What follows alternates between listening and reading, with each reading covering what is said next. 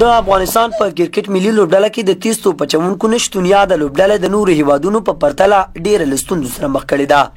په همدې موخه د افغانستان کرکټ بورډ د هیواد ټولو ولایتونو کې د 30 توپ اچوونکو څخه ازموینه اخلي چې له مخې به یې د هر ولایت څخه 15 توپ اچوونکي غوره کړي. د کونړ له 10 لوبغاړو څخه د افغانستان د ملي روزونکو لخوا هم ټرایل واخیستل شو چې له دغو کسانو څخه به تر ټولو 15 توپ اچوونکي غوره او د افغانستان کرکټ بورډ ته معرفي شي.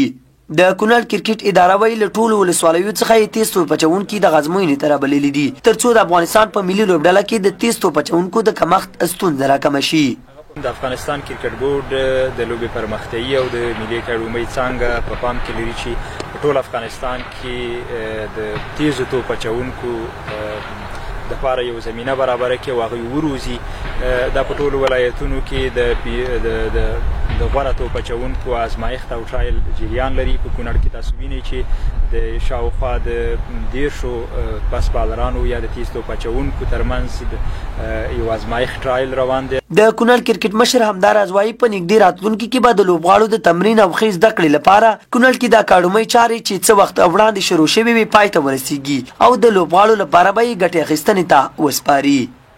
د افغانستان د ملي لوبډلې پخوانی لوبغاړی او د سپین غر ریجن روزونکی عبید کونړی وایي د افغانستان ملي لوبډلې ته د 30 توپ ویشتونکو د کمښت په موخه کونړ ته راغلي دي ترڅو 30 توپ اچوونکي غوره کړي. نوموړي زیاته کړه د استعداد له مخې هغه لوبغاړي چې تیزه توپ اچونه کوي غوره کیږي او په کابل کې ورته د ملي لوبډلې لپاره ځانګړي تمرینات ورکول کیږي.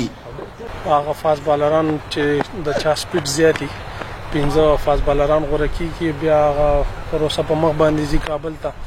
اول ته بیا دوی سره باقاعده د افغانستان د کرکټ بورډ د خوا نه کوم چې زموږ هیډ کوچران دي غټ روزونکي دي هغوی هلته ګوري او دوی سره بیا کار کیږي. نو که په دې کې بیا د چا سپیډ د 15 نه تر 40 پورې نو هغه بیا غوره کیږي او د هغوی سره باقاعده کار کیږي. دغه ازموینې ته راغلي لوبغاړي خوښ دي چې په دا شان پروګرامونو کې ورته وخت ورکول کیږي ترڅو خپل پټ استعداد رابرسیره او خپله وړتیا وښایي. نو دا یو ډیره ښه پروسه ده او موږ د سی بي نه ډېر خوشحاله یو چې دا پروسې په لاره اچولې ځکه مخکې به هغه پلیرانو ته چانس نه ورکول کېده چا کې به چې ټالنټ و خو واسطه بیا نه وه. اوس دا داسې پروسه ده چې دا تا نه فست بالینګ غواړي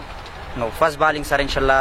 دا پروسه هم شفافه ده. دغه کوم ټرایل چې د کرکټ بورډ له لارې اچول شوی دی د فست بالرانو لپاره یقینا یو ښه اقدام دی د کرکټ بورډ له لورې چې دغسې یو اقدام دی چې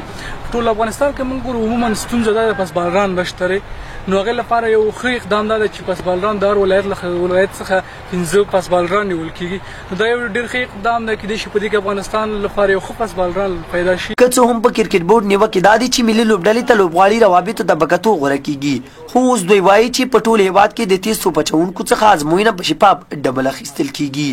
هارون در، ځلا راډیو ټلویزیون، کونړ.